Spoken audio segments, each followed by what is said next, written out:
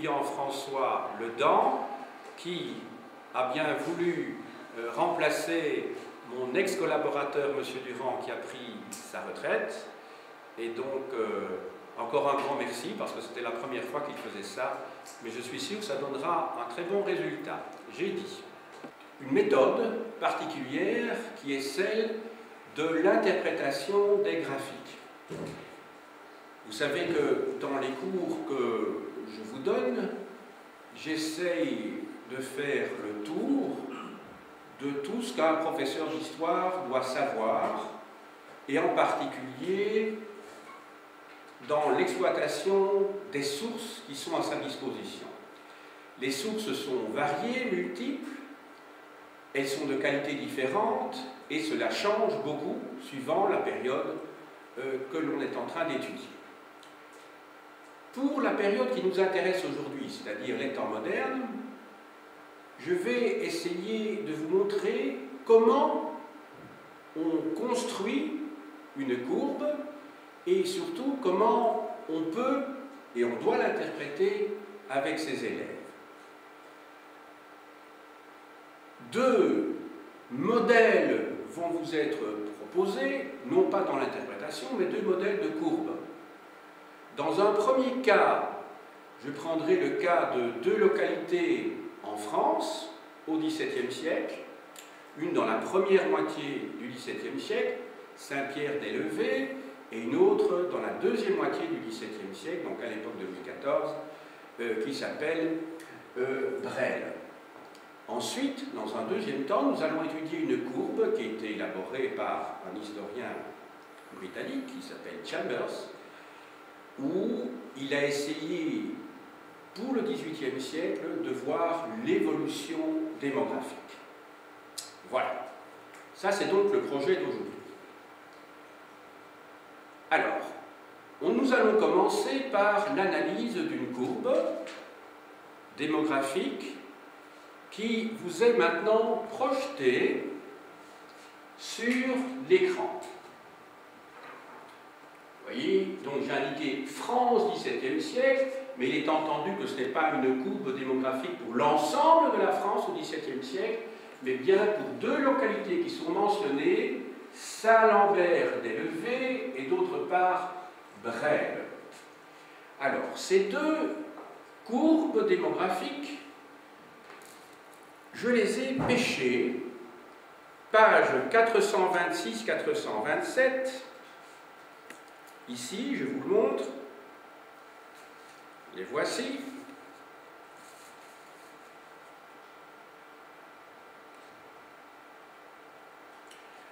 Dans un ouvrage qui est vraiment un ouvrage pionnier, qui est celui de Pierre Goubert, 100 000 provinciaux au XVIIe siècle, publié en 1966 ou 67 dans la collection Sciences Flammarion, et qui est en fait la publication sous une forme simplifiée d'une thèse doctorat qui avait été publiée 6 ans plus tôt. Donc ceci, en fait, c'est la version poche, sans tout l'appareil statistique, sans toute la partie, l'appareil d'érudition que vous trouvez dans l'ouvrage original, qui est un gros ouvrage et qui est destiné aux spécialistes, aux historiens. Ici, c'est un ouvrage que l'on trouvait dans le commerce, en tout cas quand j'étais étudiant. Alors, cet ouvrage, en fait, concerne la région de Beauvais, c'est-à-dire la ville de Beauvais, et son hinterland, c'est-à-dire le Beauvaisis au XVIIe siècle, de 1600 à 1730. Donc, autrement dit, c'est bien le XVIIe siècle. Je vous montre sur, malheureusement, je n'ai pas de carte de France ici, ni de carte d'Angleterre, donc je dois me rabattre sur un planisphère, ce qui est bien gênant, mais le Beauvaisis, en fait, Beauvais se trouve à une bonne cinquantaine de kilomètres au nord-ouest de Paris, donc entre Paris et Rouen, je dirais. Voilà.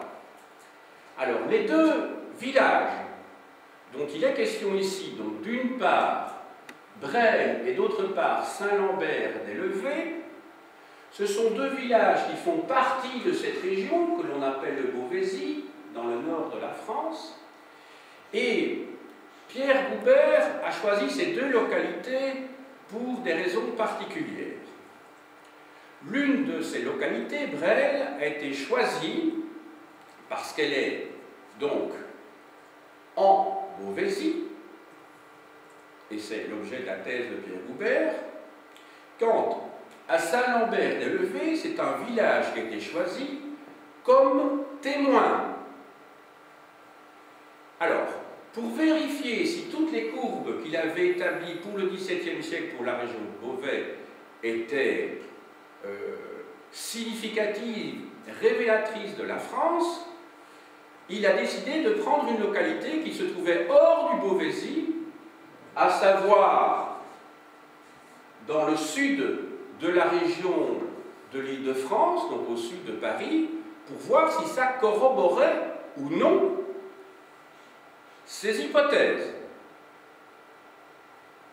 Il se fait qu'un historien, par la suite, Alain Croix, a montré que le choix du village qui avait été celui de Pierre Goubert n'était pas le bon, enfin n'était pas en tout cas idéal, parce que cette commune de Saint-Lambert-des-Levées est en fait une commune relativement riche.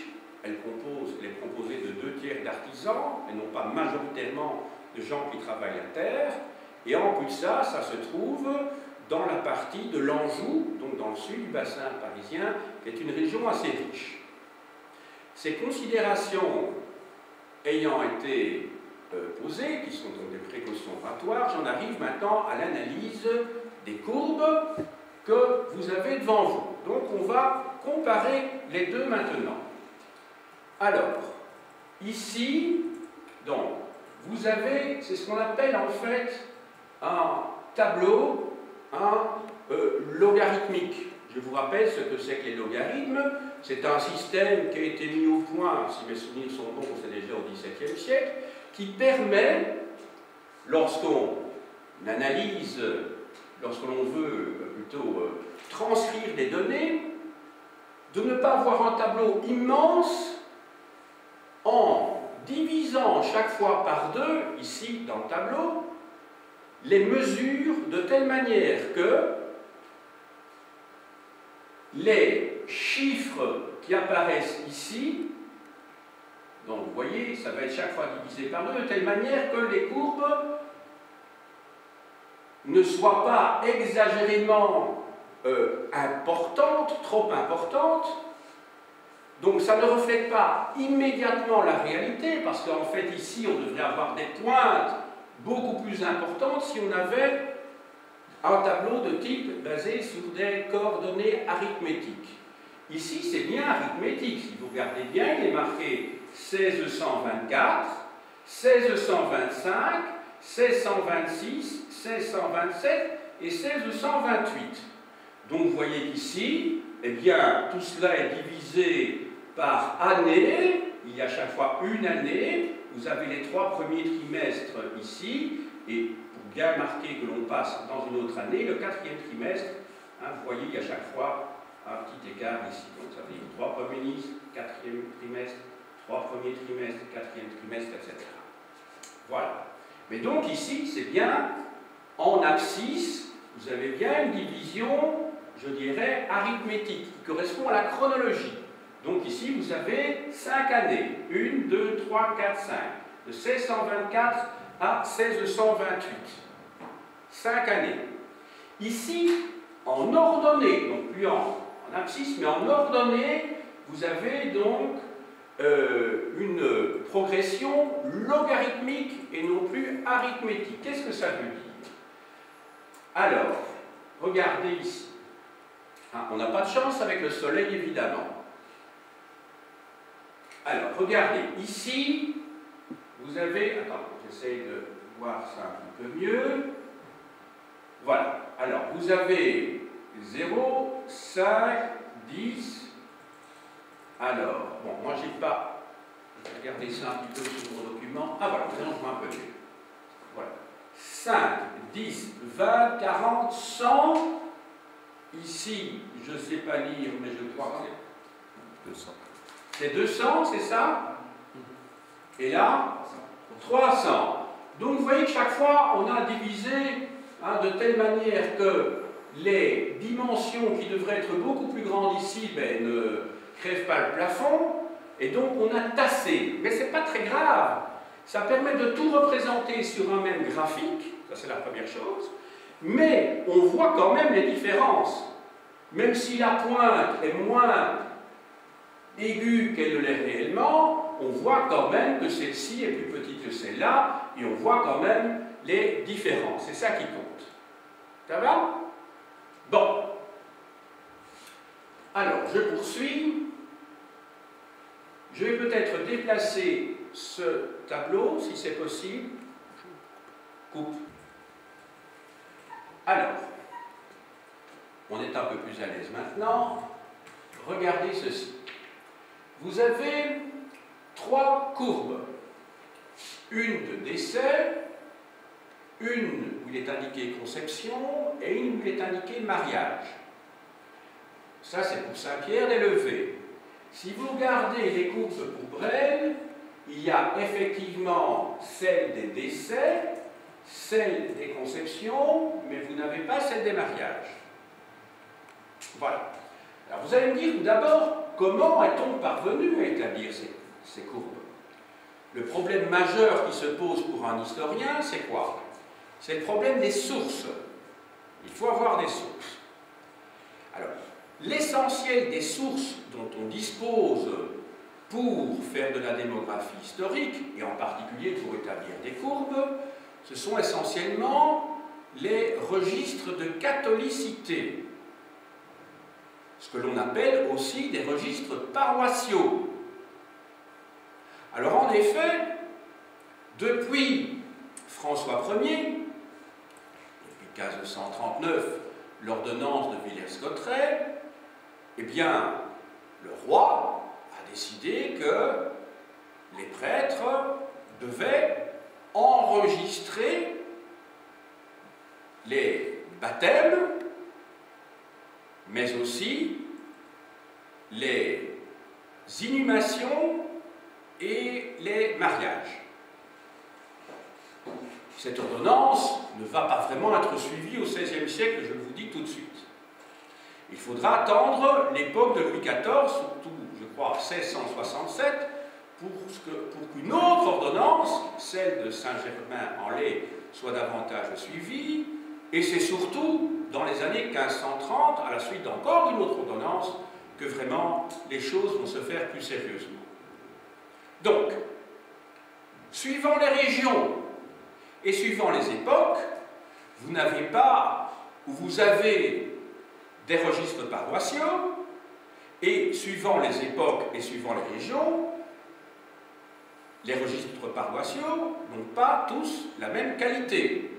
Parce que quand un curé minutieux décède, et que lui succède un curé qui n'est pas très ordonné, ben vous imaginez évidemment que vous allez avoir des différences. Donc vous pouvez avoir comme ça, pendant 10-15 ans, d'excellentes courbes, enfin d'excellents registres paroissiaux, parce qu'ils seront bien tenus, et puis à d'autres périodes c'est moins bien tenu. Et puis ce qui peut se passer, bien entendu aussi, c'est que les registres paroissiaux disparaissent ou sont détruits par des guerres, il y a des pillages, il y a des incendies, surtout au XVIIe siècle, à l'époque de Louis XIV. Donc il y a beaucoup d'éléments qui entrent en jeu. À partir, mais là on sort de notre période et on rentre dans la période contemporaine, à partir du 20 septembre 1792, c'est-à-dire lorsque la République française est proclamée, à partir de ce moment-là, est créé l'état civil. Donc vous ne serez plus enregistré par des curés au moment de votre naissance, de votre décès ou de votre mariage, mais vous serez enregistré par un officier d'état civil. C'est toujours la situation à l'heure actuelle. Si vous avez un enfant, ben, vous devez le déclarer, souvent le père, parce que la maman est occupée à autre chose, comme vous savez, elle est polie. Donc c'est souvent le père, mais ça peut être un autre proche de la famille, qui doit déclarer le jour même à la maison communale, dire voilà, mon fils est né, et alors il arrive avec un certificat natale, où ma fille est née aujourd'hui, tel jour à telle heure, hein, et c'est ce qu'on appelle la déclaration. Même chose pour les décès et le mariage, ben là, il y a publication des bancs, hein, c'est un document qui est publié donc, sur un panneau particulier à la maison communale et qui indique que vous allez vous marier. Hein, je crois que en général, publié 2 mois avant, si mes souvenirs sont la publication des bancs. Voilà. Donc ça veut dire qu'avant, il y avait un état religieux jusqu'à la fin du XVIIIe siècle, et à partir de la fin du XVIIIe siècle, dorénavant, c'est un état civil. Donc votre état civil, c'est quoi? Vous le savez, vous êtes célibataire, j'imagine, tous ici, dans la classe.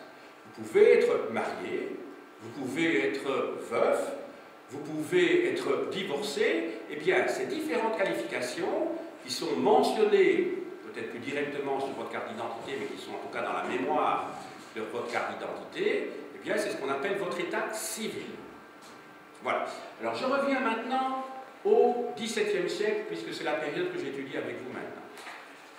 Alors, je vous ai dit donc, nos sources, il y en a différentes, mais je me limite ici à l'essentiel, ce sont les registres paroissiaux. Donc, c'est le prêtre hein, qui va noter dans un registre particulier, dans un cahier particulier, la date hein, de votre baptême, et non pas de votre naissance, entendons-nous bien. Maintenant, l'état civil, quand vous allez à l'état civil, on indique l'heure et le jour de votre naissance. Tandis qu'à cette époque-là, on indiquait le jour de votre baptême. Or, le baptême, vous savez, c'est pas obligatoirement le même jour, ça peut venir une semaine après. Bon, ça ne change pas grand-chose quand on fait des courbes, hein, que ce soit une semaine après. Bon. Sauf que, il y a peut-être des enfants qui sont décédés entre les deux, qui n'ont pas été baptisés, et qui n'apparaîtront pas dans les courbes. Quand on fait des statistiques, c'est un petit problème. Hein? Même chose, on n'indique pas, le curé n'indique pas dans son registre le jour où vous êtes décédé, mais le jour où vous êtes inhumé dans le cimetière. Ça peut faire aussi une différence de quelques jours. Ça va? Pour le mariage, là, ça ne pose pas de problème. À l'époque, il y avait des mariages religieux. Maintenant, le mariage civil, en toute hypothèse, doit précéder le mariage religieux. En général, la plupart du temps, c'est le même jour. Parfois, on se marie 2 ou 3 jours avant la mairie ou la maison communale. Mais enfin, ce n'est pas très important parce que dans les deux cas, moins d'avoir un gros problème entre les deux, que l'un des deux décède, hein, mais de toute façon, hein, le mariage civil, à l'heure actuelle, doit précéder le mariage religieux, c'est une obligation légale. À cette époque-là, peu importe, hein, il n'y a qu'un mariage religieux, il n'y a pas de mariage civil, ça n'existe pas à cette époque-là. Nous sommes dans une société marquée par la religion, et on est avant la Révolution française. Hein, on est avant la Révolution française. Bon. Alors, donc, quand il est marqué ici décès, ben, en fait, ce n'est pas décès, c'est inhumation. Quand il est marqué conception, ah, vous remarquez qu'il est marqué conception.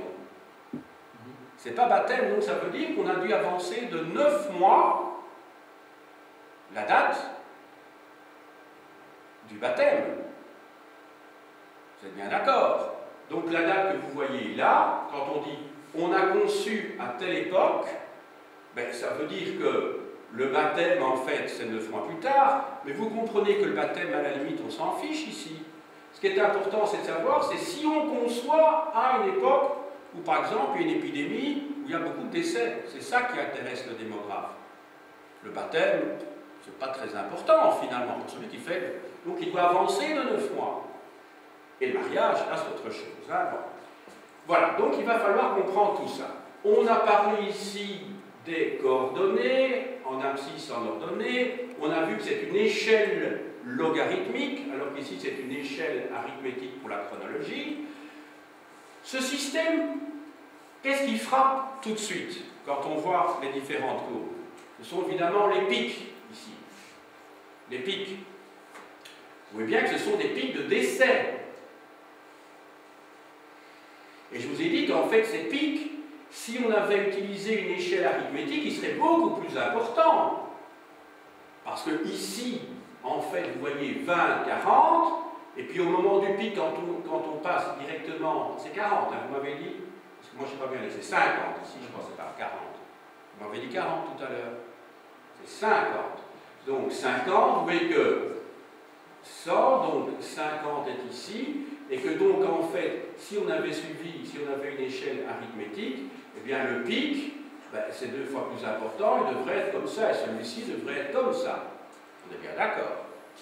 Donc en fait, on voit que pour les trimestres, regardez, les trimestres qui vont jusqu'au premier trimestre, si je calcule bien, jusqu'au premier trimestre de 1625, on est en dessous de 50 morts. Ça va? À partir du deuxième trimestre de 1625, jusque, je dirais, alors ça va ici, jusqu'au deuxième trimestre de 1625, oui, on est au-dessus de 50, on va même avoir un pic qui va jusqu'à 115, et regardez ici, même chose, à partir du second trimestre 1626, c'est le début d'un pic, jusque 1627, alors là c'est le deuxième semestre, vous voyez ça monte, ça descend fortement. Mais quelles sont les périodes où on est au-dessus de 50? Ben, hein, c'est pratiquement au milieu du deuxième semestre 1626, et on est au-dessus de 50 jusque, oui, deuxième semestre 1627, sauf erreur de ma part. Ça va? Donc il faut essayer de comprendre pourquoi en une fois ça monte tellement, puisqu'on est dans le cas d'une échelle logarithmique, hein, je vous ai dit ça monte beaucoup plus en fait, hein, puisqu'on va ici regarder. Là c'est 200, là c'est 300, ça veut dire qu'on monte jusqu'à plus de 250 dans les faits. Donc il faut essayer de comprendre ça. Alors, parallèlement, on est toujours dans l'observation. Alors, moi, les pointillés ne sont pas tout à fait clairs ici, mais la conception, c'est cette ligne-ci.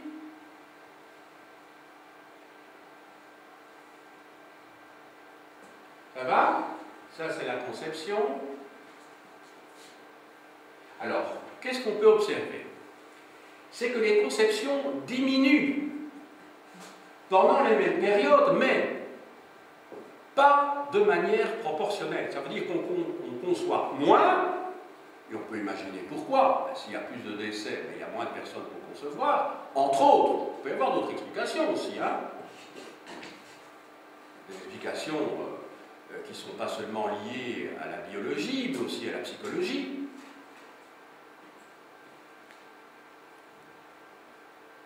Mais vous voyez que ça ne décroît pas dans la même proportion. Ça veut dire qu'ici, mais vous n'avez pas un pic énorme dans l'autre sens. Ça décroît, oui, mais enfin, vous voyez que ça se tasse relativement faiblement quand on voit le pic qui est là. Même chose ici, ça décroît, oui, incontestablement, mais ce n'est rien à côté de ce qu'on aurait proportionnellement si on avait une échelle arithmétique de l'autre côté. Donc ça, c'est la première observation qu'on peut faire. C'est qu'il y a une certaine, comment dirais-je, symétrie dans le temps, mais pas dans les chiffres. Ça se passe plus ou moins en même temps, donc quand il y a beaucoup de décès, on conçoit moins, ça c'est sûr. Mais les proportions ne sont pas les mêmes. Ça va? Bon. Regardez maintenant ce qui se passe à Brel. Alors, la courbe de décès, hein, c'est ceci, ça monte jusque là, puis ça descend fortement jusque là. Tandis que les conceptions, hein, moi évidemment, je ne vois pas les pointillés parce que je n'ai pas une bonne vue. Alors, oui, tout à fait. Non, alors vous voyez, j'ai... Voilà, alors ici, je regarde mon petit schéma, et ici c'est plus clair, voilà. Les conceptions, c'est ceci, c'est ceci, c'est ceci, c'est ceci, et voilà. Ça, ce sont les conceptions. Donc vous voyez qu'on a le même cas de figure que là. On a un clocher qui est très clairement indiqué. Vous avez comme les deux clochers que l'on trouvait là. Vous avez effectivement une réduction, une diminution des conceptions, mais qui est moins forte que, parallèlement à ce qui se passe au niveau des décès, et regardez, quand les décès diminuent très fortement ici, on le voit, je crois que c'est 161, 62, 63, oui, c'est ça, eh bien vous voyez ici que ça descend fortement, mais que les conceptions n'augmentent pas de manière significative.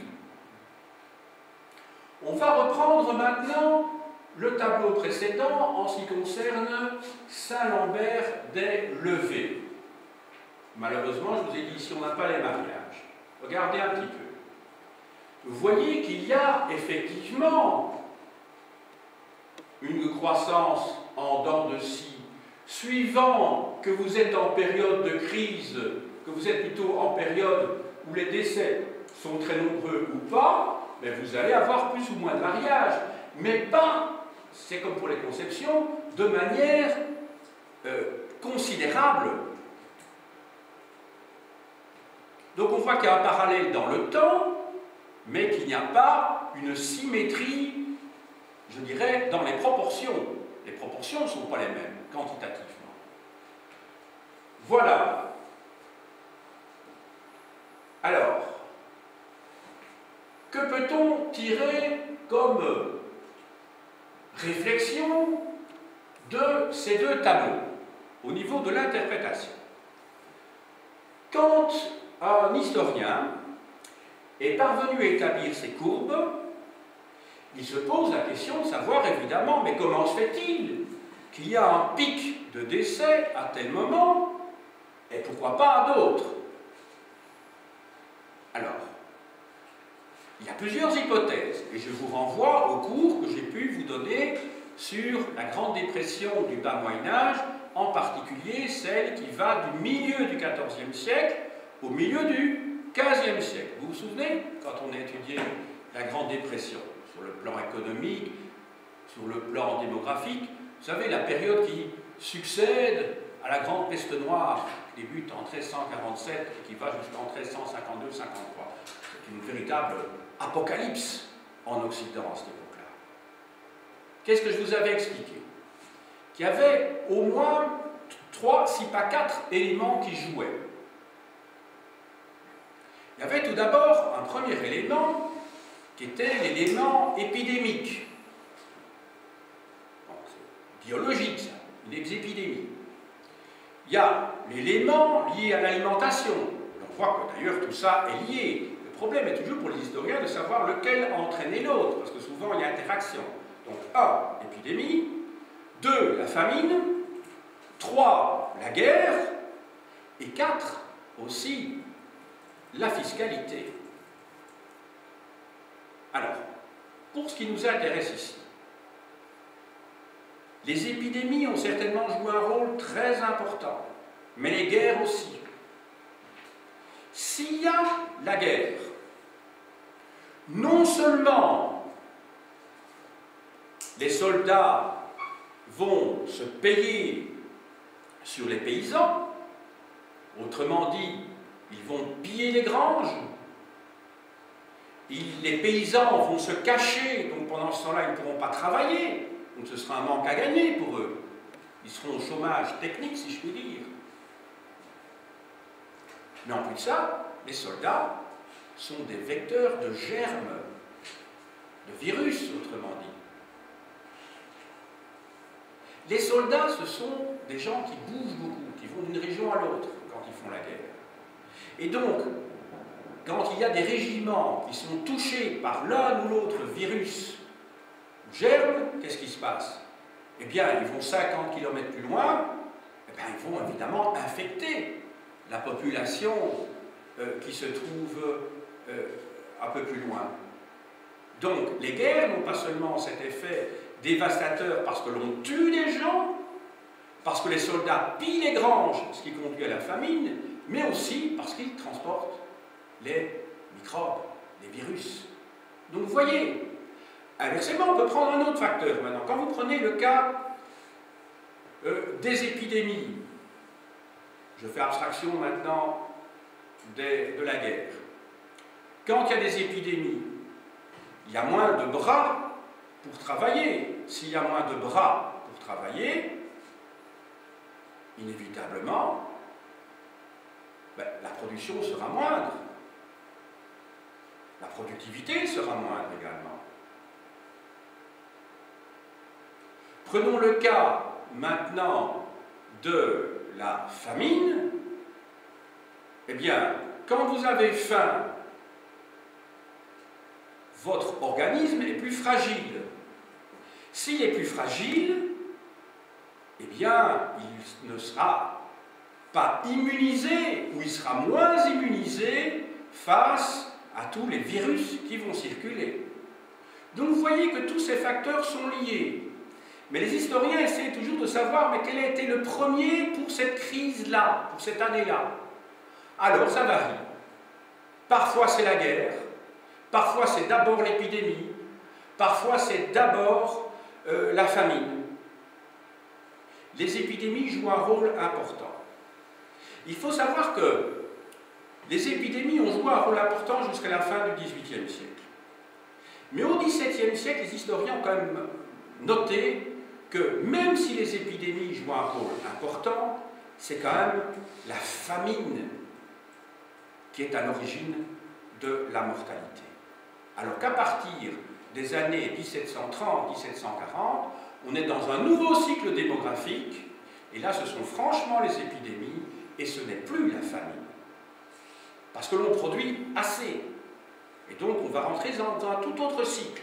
Donc on peut dire qu'il y a un ancien régime démographique qui s'arrête pour la France aux environs 1740, 1730, et on peut même remonter même un petit peu plus haut si vous voulez. Hein? Mais il n'y a plus véritablement de crise de subsistance.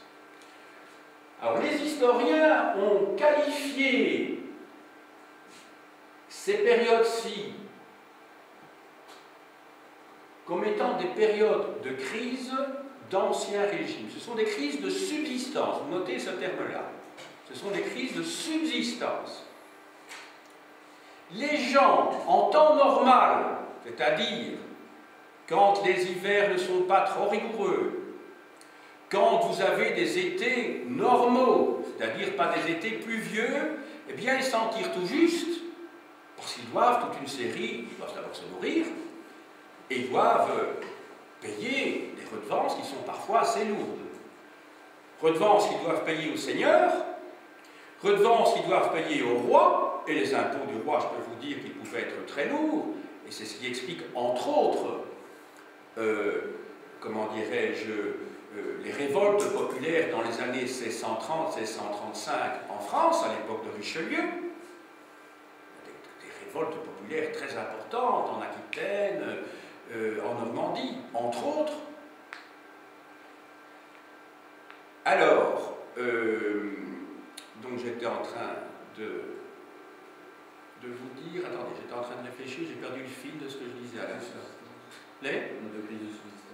Oui, les impôts, c'est ça. Le problème de l'imposition. Donc il y a l'imposition, les impôts du seigneur, les redevances du seigneur, les redevances au roi, et puis alors vous avez les redevances à l'église. C'est ce qu'on appelle la dîme. Eh bien, vous savez que les relevés de la perception de la dîme, quand ils sont consignés, nous permettent également de comprendre les crises de subsistance. Parce que quand on a des documents qui disent, voilà, la dîme de cette année-là n'a pas rapporté beaucoup, ou elle a rapporté très peu, eh bien on peut savoir, puisque la dîme, en fait, est un quotient qui est fixe pour telle et telle région, ça peut être 8%, ça peut être 10%, ça peut être 12%, parfois même dans certaines régions, 3 ou 4% au XVIIIe siècle.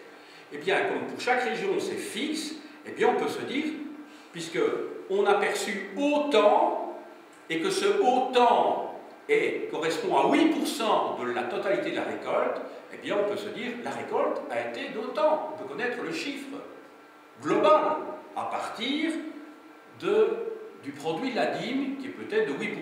Il y a un chiffre qui était un chiffre fréquent. Voilà. Alors, je réfléchis si j'ai encore des choses importantes à vous dire ici. peut-être pas tellement. On va peut-être passer maintenant au graphique numéro 2. Voilà. Donc vous avez ici également 2 graphiques. Merci. Alors, ici, il s'agit de régions qui se trouvent en Angleterre au XVIIIe siècle. Alors, je dis bien 2 régions. Vous voyez bien que les chiffres les graphiques qui sont là ne couvrent pas toute l'Angleterre. L'Angleterre n'étant elle-même, je vous l'ai déjà dit souvent, qu'une partie de la Grande-Bretagne, puisqu'il y a aussi le Pays de Galles, l'Écosse, qu'il y a en plus à côté de la Grande-Bretagne, l'Irlande à cette époque-là. Bon. Ces chiffres concernent le Val of Trent. Alors, c'est une région où au XVIIIe siècle, il y a dans les campagnes une industrialisation.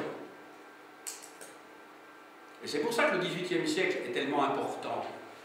Parce qu'il permet de voir ce que c'est que le passage d'une société essentiellement rurale à une société qui s'industrialise. Étudions ça. Ici, vous n'avez plus des échelles logarithmiques, vous avez des échelles arithmétiques. Regardez bien. 100, 200, 300, 400, 500, 600, 700, 800, 900, 1000, 1100.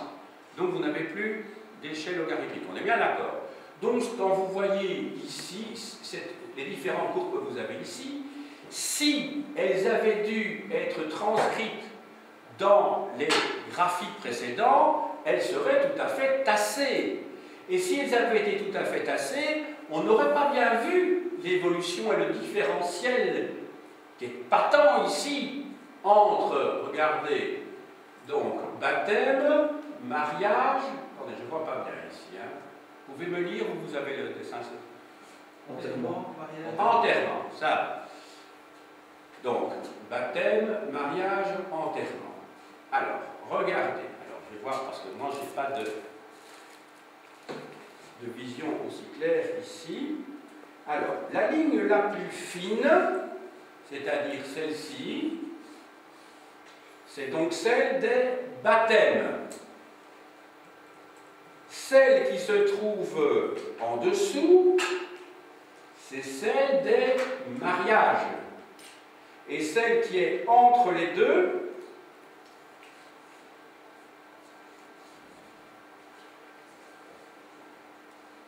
c'est celle donc des inhumations, des enterrements.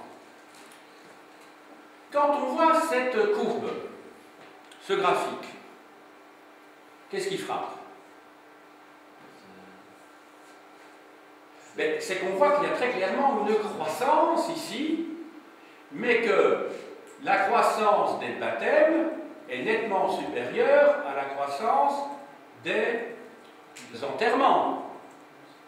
Et qu'à partir de plus ou moins 1740 c'est ici, bon, vous me dites, hein, parce que c'est là 1740, parce que moi je ne sais pas lire ici au tableau. C'est 60. C'est 60, donc à partir d'ici, plus ou moins, même un peu avant d'ailleurs, vous voyez qu'à partir d'ici, eh bien, les lignes qui concernent les baptêmes et la courbe qui concerne les enterrements ne vont plus se croiser à partir d'ici. Ici, de temps en temps, c'est l'un qui est au-dessus de l'autre, tantôt c'était l'autre. Souvenez-vous de ce qu'on a vu pour la France du XVIIe siècle, avec Saint-Lambert d'Élevé et d'autre part avec Brel. Vous êtes d'accord? Vous aviez un déficit qui était très marqué, vous vous souvenez de tout ce qui était assuré. Tandis qu'ici, on pourrait assurer tout ceci, mais d'une seule couleur, sans qu'il y ait d'interférence d'une autre couleur, ce qui signifie que vous avez une croissance continue. Le solde est toujours positif entre ici les enterrements et d'autre part ici les baptêmes, autrement dit entre la natalité et d'autre part la mortalité. Vous êtes bien d'accord? Donc ça veut dire qu'on voit bien qu'à partir du XVIIIe siècle, dans les régions industrialisées, on n'est plus comme dans le cas de figure de tout à l'heure, dans des régions essentiellement rurales, même si je vous ai dit qu'il fallait prendre la courbe de Saint-Lambert des Levées avec une certaine précaution, parce que ce n'était pas un village vraiment type, puisqu'il y avait 2/3 d'artisans. Hein? C'était pas vraiment. Mais enfin, au XVIIe siècle, la France est un pays essentiellement rural. Comme l'Angleterre d'ailleurs au XVIIe siècle aussi. Hein. Mais à partir du XVIIIe siècle se produit ce que l'on appelle la révolution industrielle. À partir du moment où vous avez la révolution industrielle, on remarque, et je vous ai dit que la révolution industrielle, elle commence par ce qu'on appelle la proto-industrialisation. Je vous ai expliqué ça dans un autre cours. Et la proto-industrialisation, c'est quoi? Eh bien, ce sont des marchands, fabricants qui vivent en ville et qui donnent du travail à des ouvriers qui vivent en zone rurale et qui vont produire, qui vont transformer le produit qui finalement va retourner en ville où il va être vendu, exporté par ce qu'on peut bien appeler un capitaliste, hein, à ce moment-là. Donc, on remarque qu'avec l'apparition de la société industrielle, eh bien, vous avez donc un sol qui est toujours positif. Vous n'avez plus de crise de subsistance. Ça veut dire quoi? Ça veut dire qu'à partir de ce moment-là, il y a toujours assez dans les campagnes pour que tout le monde ait de quoi manger.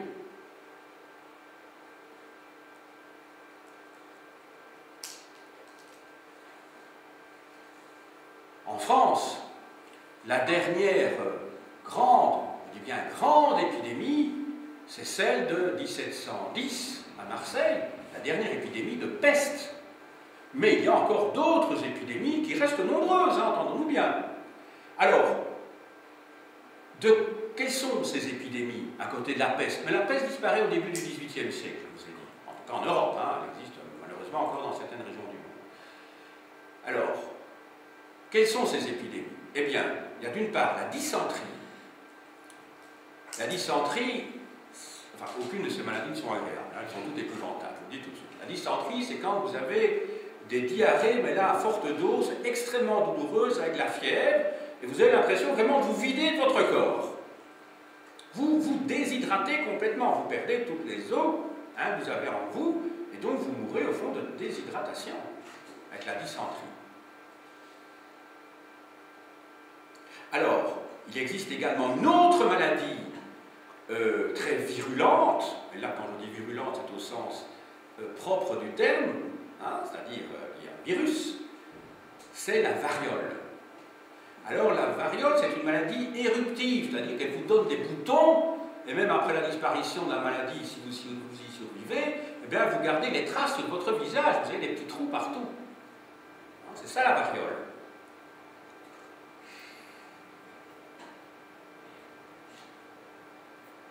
Alors, ça ce sont pour les grandes épidémies. Mais à côté de ça, des grandes épidémies qui conduisent encore au XVIIIe siècle à une mortalité importante, mais je vous dis, c'est plus les crises de subsistance, donc c'est plus lié à la famine, donc c'est lié à la maladie. C'est plus la même chose.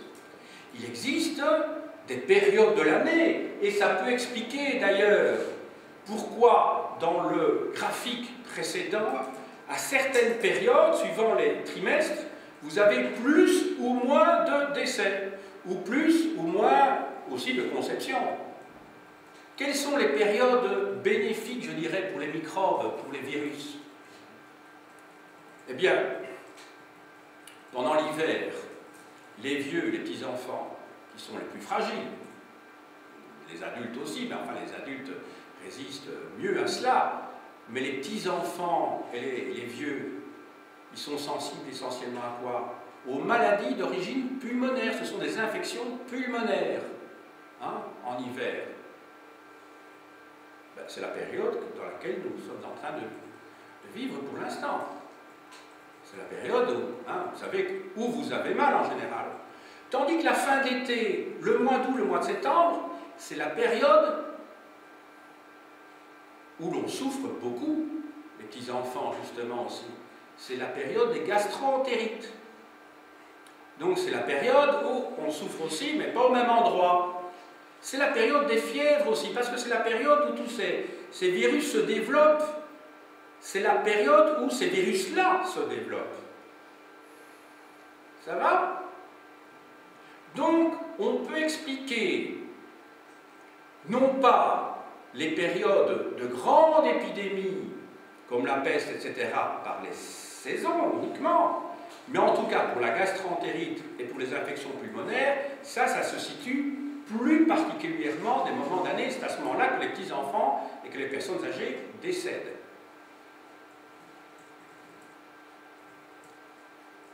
Alors maintenant, les mariages et les conceptions. Pourquoi à certains moments et pourquoi pas à d'autres?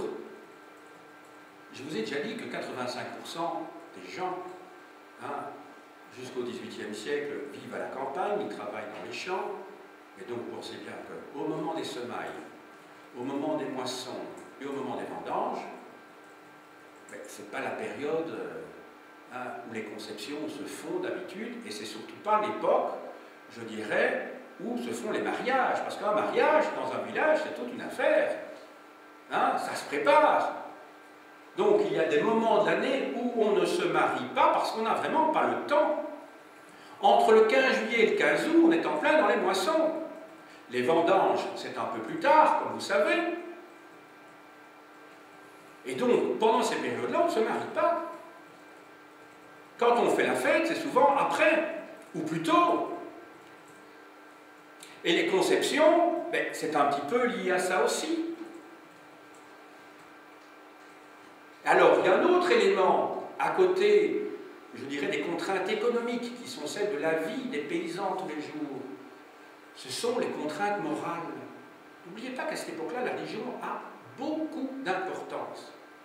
Eh bien,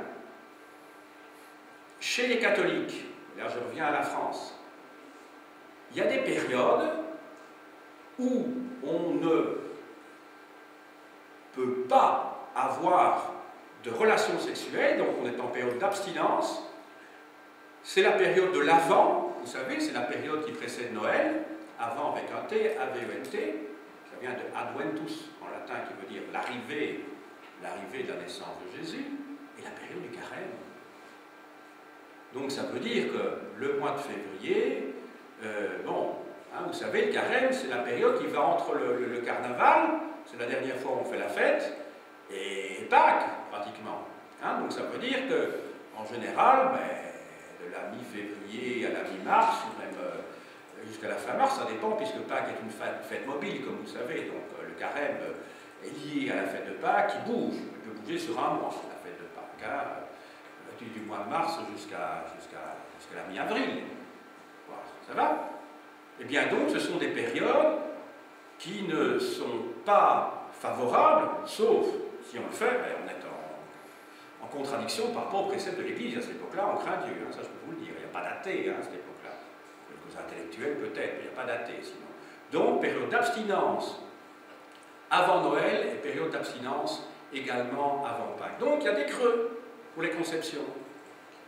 Et donc, ça se voit également 9 mois plus tard, au moment des baptêmes. Donc, vous voyez qu'il y a des explications économiques, il y a des explications religieuses, et alors il y a les contraintes biologiques que j'ai expliquées tout à l'heure, les épidémies, les maladies, etc. C'est pas quand vous avez 49 fièvres que vous faites boum boum en général, enfin je ne sais pas, mais il y a des événements de ce type-là. Et en plus de ça, vous voyez, il y a tout un certain nombre d'éléments qui interviennent. Alors, regardez maintenant le tableau qui se trouve en dessous. Alors, au-dessus, il est marqué Nottingham. Ici, il est marqué village industrialisé. Et en dessous, il est marqué village agricole. Voilà. Alors, vous avez 3 courbes. Je reprends mon petit schéma sous forme de photocopie parce que je vois beaucoup mieux que sur ce que vous avez à l'écran. Heureusement, je vous en ai donné une photocopie aussi. Alors, la ligne pleine épaisse, c'est donc celle de Nottingham. Donc, c'est ça la ligne épaisse, celle qui va jusqu'ici.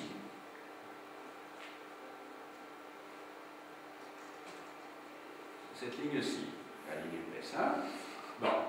Alors, Nottingham, je vais peut-être montrer, malheureusement, je vous ai dit, j'ai une carte tout à fait pas adéquate du tout, mais enfin, je fais avec ce que j'ai sous la main. Alors, l'Angleterre, vous voyez ce que c'est. Donc, c'est la partie méridionale de la Grande-Bretagne. Alors Nottingham, ça se trouve au nord-ouest de Londres, plus ou moins à 200 km. Ici vous avez Londres, la Tamise, eh bien c'est 200 km au nord-ouest de Londres. Ça va? Comme ça vous voyez un petit peu où ça se situe. Et puis Nottingham, vous le connaissez certainement, cette région ne fût-ce que par Robin des Bois, le fameux shérif de Nottingham. Tout le monde connaît ça, hein? Bon. Alors, ce qui est intéressant quand on voit ceci, c'est que Chambers, l'auteur de cette étude, a replacé Nottingham pour voir la localité qu'il étudie en particulier par rapport au village industrialisé, par rapport au village agricole. Bon, vous voyez en fait que dans les villages agricoles, la croissance est plus faible, c'est la ligne fine ici. Si vous prenez le cas des villages industrialisés, vous voyez que la croissance est nettement plus importante. Donc ça rejoint la conclusion que nous avions faite ici. Et Nottingham se trouve plutôt dans la courbe, dans le schéma, dans le cas de figure des villages industrialisés, c'est-à-dire que c'est une courbe montante. Donc, conclusion de tout ceci, c'est que, et je le répète pour la deuxième ou la troisième fois, c'est qu'il y a manifestement un lien à établir entre l'industrialisation et d'autre part la croissance démographique. Dans le cadre de votre cours de géographie, je suppose que vous avez étudié justement la croissance démographique dans les pays développés et dans les pays sous-développés. Vous avez dû voir ça. Et cette période, vous verrez en troisième peut-être, c'est peut-être pas en deuxième que vous le voyez, et cette fameuse période que l'on appelle la période de la transition démographique, ou au moins ça vous rappelle peut-être des cours que vous avez eus en 5e ou en 6e, en secondaire, la période de la transition démographique. Vous vous souvenez, c'est cette période où la natalité est importante et la mortalité est faible, ce qui conduit à un accroissement de la population très très important. C'était le cas de ce qu'on appelait jadis les pays du tiers-monde, des pays sous-développés, dans la deuxième moitié du XXe siècle. Où là, vous aviez des croissances exponentielles, parce que grâce au progrès de l'hygiène, de l'alimentation, et grâce au progrès de la médecine, eh bien, vous aviez une forte diminution de la mortalité, et que donc, la natalité restant ce qu'elle était, à un moment donné, vous aviez toujours 6 ou 7 enfants, et si, contrairement à ce qui se passait dans la démographie d'ancien régime, où là, la moitié des enfants mouraient avant 10 ans, il n'y a plus de régulation dans ce cas-là. Donc la seule régulation possible, ce sont les plannings familiaux, ce sont des politiques volontaristes des autorités pour réduire le nombre d'enfants. Donc c'est le contraire de chez nous. Chez nous, on vous donne des allocations familiales pour faciliter la formation de familles importantes. Mais dans les pays du tiers-monde, c'est le contraire. Il y a même des pays où on vous impose, quand vous avez plusieurs enfants, parce que non seulement ça coûte cher, les enfants, mais en plus de ça, vous avez des impôts supplémentaires. C'est le cas de la Chine, ou la politique de l'enfant unique. Ça va? Donc, vous voyez, situation très différente. Puis, ce que je ne vous ai pas dit tout à l'heure aussi, c'est que sous l'Ancien Régime, entre 25 et 30% des enfants meurent peu de temps après la naissance, certainement 25% entre la naissance et la première année, et il y a encore 25% des enfants qui meurent entre la première et la deuxième année et leurs 10 ans. Donc ça veut dire que, en moyenne, les ménages avaient entre 5 et 6 enfants, mais il n'y avait que la moitié qui survivait. Et quelle a été la solution pour résoudre cette croissance démographique importante? Une autorégulation des populations. Eh bien, c'était le mariage tardif, ce que l'on ignore souvent. Donc, au XVIe et au XVIIe siècle, même au XVIIIe siècle, mais surtout dans les milieux ruraux, dans les milieux urbains, ça va même être encore plus fort. Qu'est-ce qui va se passer? Eh bien, pour éviter d'avoir beaucoup d'enfants, on se marie très tardivement. Donc, les filles se marient souvent entre 22 et 25 ans, et les hommes souvent entre 26 et 29 ans. Contrairement aux idées qu'on pourrait avoir. On pourrait penser qu'au XVIIe ou XVIIIe siècle, on se mariait jeune parce que l'espérance de vie était faible. Mais justement, comme l'espérance de vie était faible, on se disait on va se marier tard pour avoir peu d'enfants. Parce que sinon, on ne pourra pas subvenir à leurs besoins, vous comprenez? Et ça a été une découverte. Ça remonte à 40 ou 50 ans, ces découvertes-là. Avant, on ne savait pas du tout. On était persuadé qu'on se mariait, très jeune. Alors, l'idée selon laquelle les filles étaient nubiles à 13 ans, etc., c'est pas vrai du tout. Sous l'Ancien Régime, pour des raisons liées à l'hygiène, à l'alimentation surtout, les filles, la puberté n'intervenait qu'à 18, à 19 ou 20 ans. Donc avant 19 ans, les filles n'étaient pas pubères. Donc il ne faut pas imaginer qu'elles étaient en train de souffrir parce qu'elles étaient dans l'abstinence, pas du tout. L'abstinence était peut-être entre 18 et 19 ans et 23-24 ans, la période où elles se mariaient. Mais elles n'attendaient pas depuis leurs 12 ans.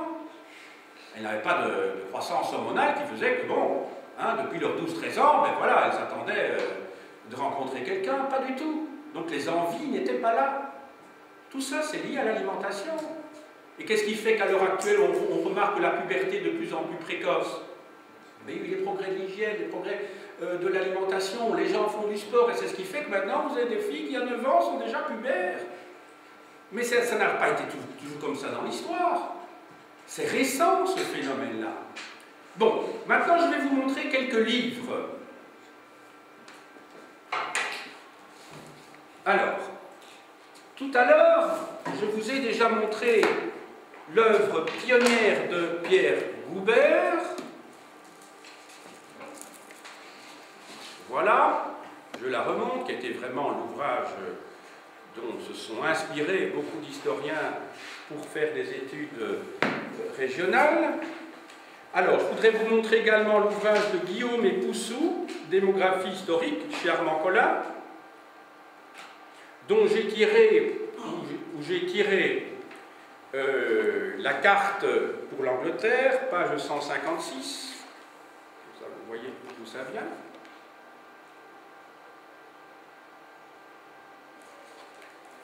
Alors, un excellent manuel que je vous conseille vivement, je crois même qu'il est à la bibliothèque, dans la collection Grand Amphi-Histoire, les 16e et 17e siècles, Histoire moderne chez Bréal, cours, méthode, exercice corrigé.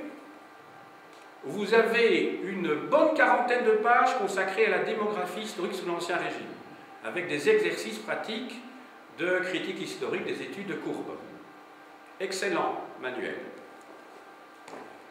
Alors, je vous ai expliqué que les causes des crises sous l'Ancien Régime peuvent être multiples et peuvent être liées tout d'abord au climat. Je vous renvoie donc à l'ouvrage pionnier d'Emmanuel Leroy-Ladurie, qui a synthétisé des données venant d'un petit peu partout dans le monde, Histoire du climat depuis l'an 1000 chez Flammarion. Il étudie en particulier l'avancée des glaciers dans les montagnes pour étudier ce fameux petit âge glaciaire de la fin du XVIe siècle et qui couvre tout le XVIIe siècle. Du même auteur, très lisible dans la collection plurielle, 33 questions sur l'histoire du climat du Moyen-Âge à nos jours. Du même auteur, sa thèse de doctorat qui couvre sur le XVIe, XVIIe siècle les paysans de Languedoc. Alors, ce n'est pas seulement consacré à l'histoire démographique, mais aussi à l'histoire économique et sociale, mais il y a toute une partie qui est consacrée au nombre des hommes dans le sud de la France. De Marcel Lachivert, Les années de misère, la famine au temps du Grand Roi, chez Fayard, donc, le Grand Roi c'est donc Louis XIV, et il étudie en particulier les origines et les modalités des crises de subsistance de 1694-1695 et 1709-1710. Alors, donc j'ai bien dit 1694-1695. Alors, sur les épidémies de William McNeill, Le temps de la peste, essai sur les épidémies dans l'histoire chez Hachette.